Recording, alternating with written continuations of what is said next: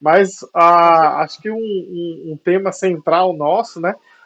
Eu acho que a gente tem, a homeopatia tem, né, vários espaços que a gente vai fazer aqui, né, de fórum, né? Inclusive é interessante a gente resgatar um pouco dessa história da homeopatia no país. Tem várias questões interessantes, né? Mas eu acho Uhum. que a gente tem uma certa curiosidade da pesquisa, né, em homeopatia, né? E pelo que eu entendi, você, né, já era professora da universidade. Não sei se você já fazia pesquisa em plantas medicinais também nesse período, ou se você começou a fazer pesquisa depois, né? E aí, como é que, né, foi essa questão né, de aplicar esses modelos, né, da homeopatia na pesquisa básica, né? Acho que você está trazer também para o público assim, o que tem se pesquisado hoje, né? Quais são, né, como se faz pesquisa básica em homeopatia e o que está se pesquisando, né? E Uhum. só um ponto que eu queria dizer é que, né, para o desenvolvimento de uma droga nova, por exemplo, a gente tem um caminho, né? Que é você começa com as pesquisas básicas, né?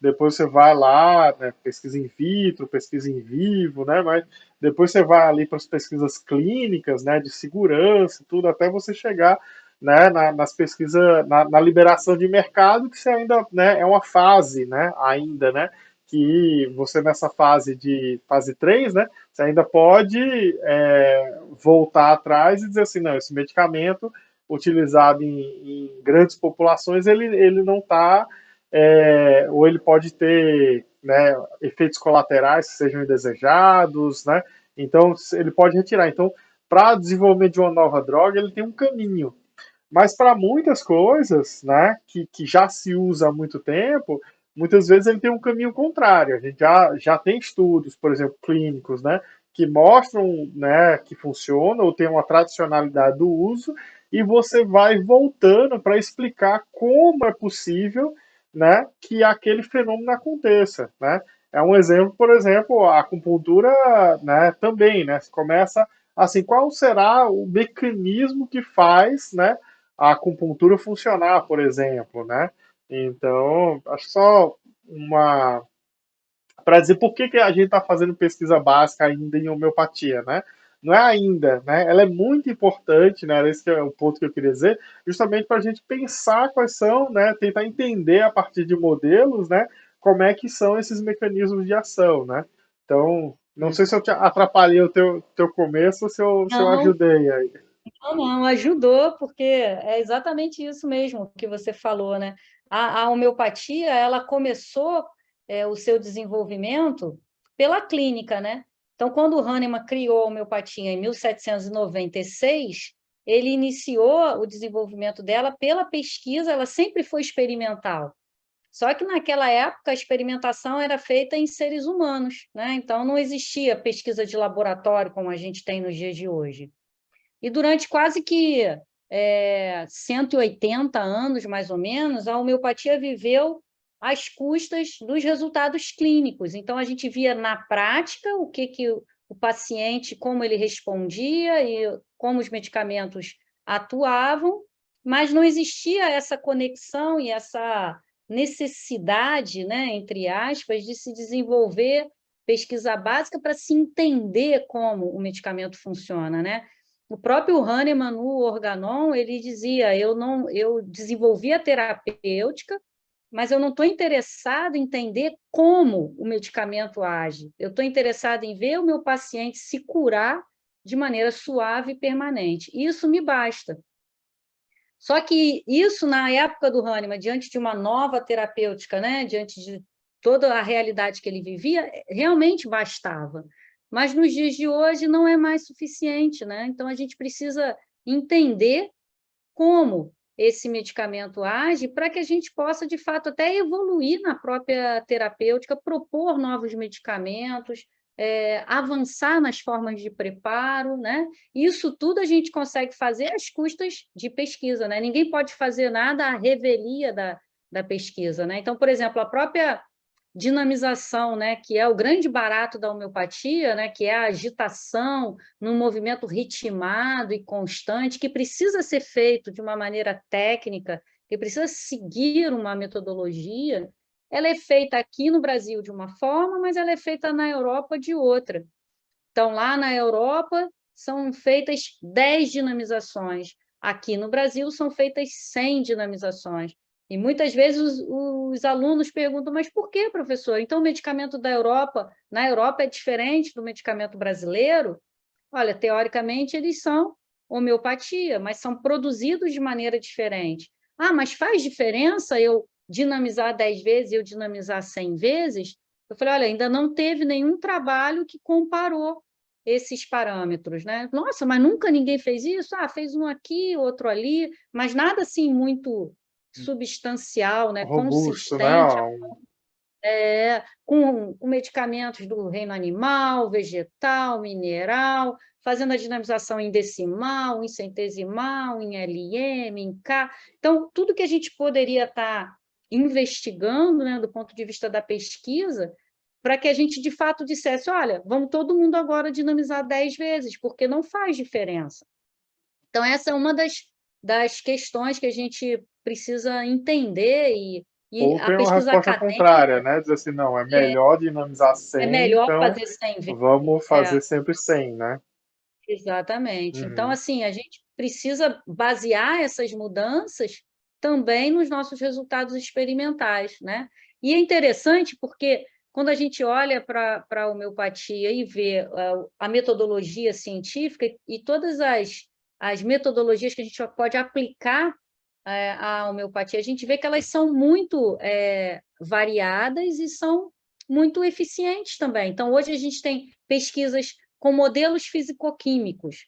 Então, a gente tem algumas análises, por exemplo, a ressonância magnética nuclear, a termoluminescência, a condutividade elétrica. Então, técnicas e metodologias físicas que permitem a gente avaliar muito bem o comportamento do sistema dinamizado. Então, mostrar por que a água, após a dinamização, o que muda nela? Ela muda a condutividade, ela muda a solubilidade de algumas substâncias, ela cria estruturas especiais que são as nanoestruturas, são as nanobolhas, isso influencia a resposta medicamentosa, isso modifica os parâmetros físico-químicos, né? Então, isso tudo pode ser aplicado à pesquisa básica, e precisa ser. Então, os modelos físico-químicos hoje em dia são muito fortes na uhum. homeopatia, assim como os modelos em cultura de célula. Então, me lembro quando eu comecei a trabalhar com homeopatia, eu apresentei um trabalho num congresso, e aí um médico falou assim, mas você não pode pesquisar homeopatia em culturas de células, porque as células são organismos muito simples, e a homeopatia, ela precisa de um sistema complexo para que você veja essa resposta. Eu achei aquilo curioso, né? E eu respondi para ele, olha, todo sistema complexo é formado por uma unidade fundamental, que é a célula. Então, se eu iniciar essa pesquisa por essa unidade fundamental, talvez eu consiga construir esse raciocínio até o sistema complexo. E outra, a gente não pode fazer pesquisa nos dias de hoje indo diretamente para o sistema complexo, né? Então, você trabalhar, por exemplo, com animais, é como você falou, você precisa testar a substância in vitro, mostrar que ela tem algum efeito ou que ela tem alguma resposta, para aí sim você obter um consentimento do Conselho de Ética para você trabalhar com animais e depois para que você possa evoluir para o ser humano. Então, hoje a pesquisa ela é feita respeitando essa hierarquia. É assim Uhum. que se constroem as evidências científicas. E aí ele me falou assim, mas com homeopatia é diferente. E essa mentalidade eu sempre bati muito de frente, né? E eu sempre falei assim, não, com a homeopatia não pode ser diferente. Porque se a homeopatia é uma ciência, a gente precisa aplicar a metodologia científica que a gente conhece à homeopatia. A Uhum. partir daí, a gente tenta responder às dúvidas que a gente tem. Então, eu sempre tive muita convicção de que esse deveria ser o caminho.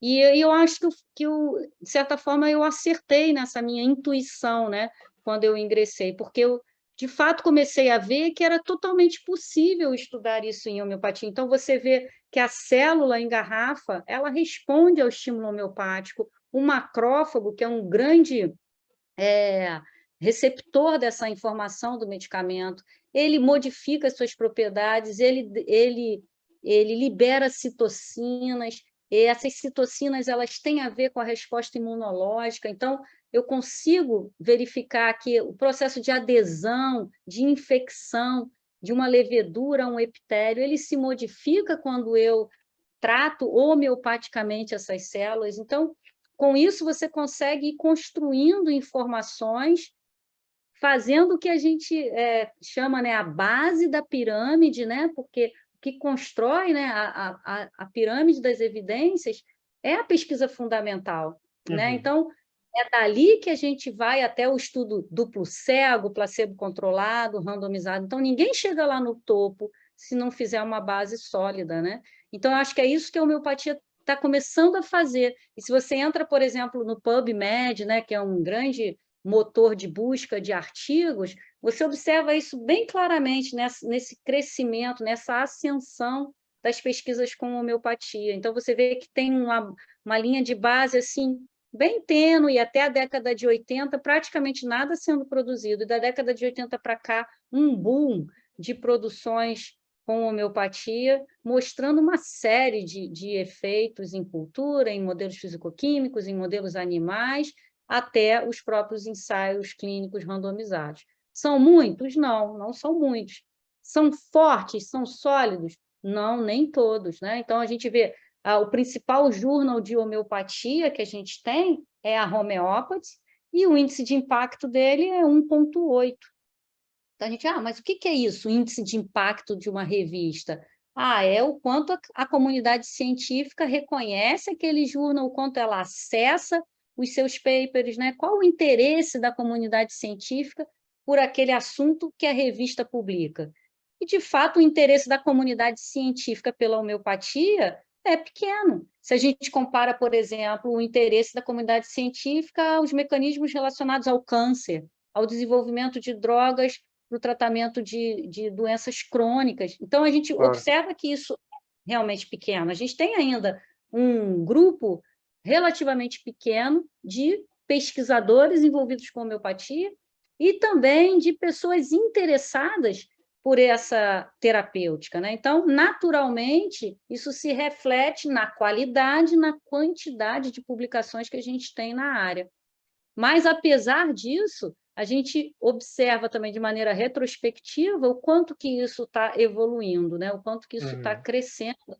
E a gente vê, por exemplo, no ano passado mesmo, a gente teve um paper publicado na Scientific Reports, de um grupo lá da Suíça com quem eu colaboro, que recebeu um selo de top 100, como um dos 100 trabalhos que mais tiveram download na revista. E era um trabalho, sabe de quê? Comparando a evaporação de gotas de medicamentos dinamizados por 10 vezes e por 100 vezes, como que era o padrão de formação de cristais dessas soluções quando dinamizadas em ciclos diferentes de dinamização.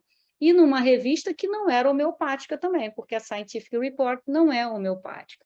Assim como a gente vê outros exemplos também, International Journal of Oncology, mostrando os trabalhos de homeopatia, Frontiers in Pharmacology, no ano passado publicou um trabalho lindo de homeopatia, mostrando o efeito da homeopatia no câncer, né? Tanto em modelos in vitro, quanto em modelos in vivo, quanto modelo ex vivo. E, na sequência, eles abordam também a importância da homeopatia dentro da oncologia integrativa, né? Então, a partir da elucidação desses mecanismos de ação, a gente dá chance, a gente dá arma para o clínico, não precisa nem ser homeopata, né? Para utilizar a homeopatia dentro dessa abordagem integrativa. Então, esse paper, por exemplo, que saiu numa revista que mostra esse panorama na França, mostrando o quanto os oncologistas, que não são homeopatas, vêm usando a homeopatia para melhorar distúrbio do sono, para melhorar, diminuir queda de cabelo por quimioterapia, para melhorar a fadiga induzida pela quimioterapia e também pelo próprio processo tumoral.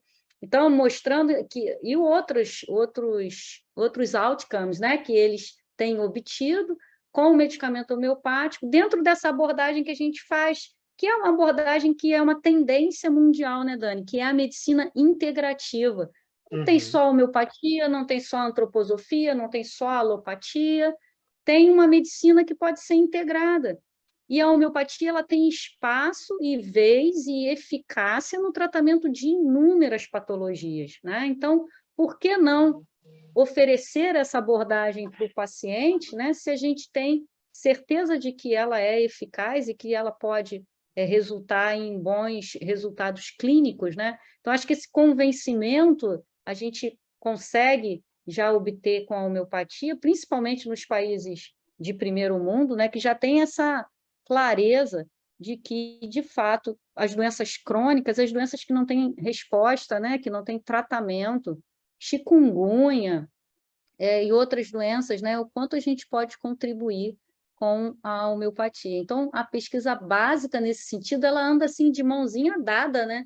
E ela dá o chão para essa pesquisa clínica, né? E com a homeopatia a gente vê isso de uma maneira bem assim explícita, né?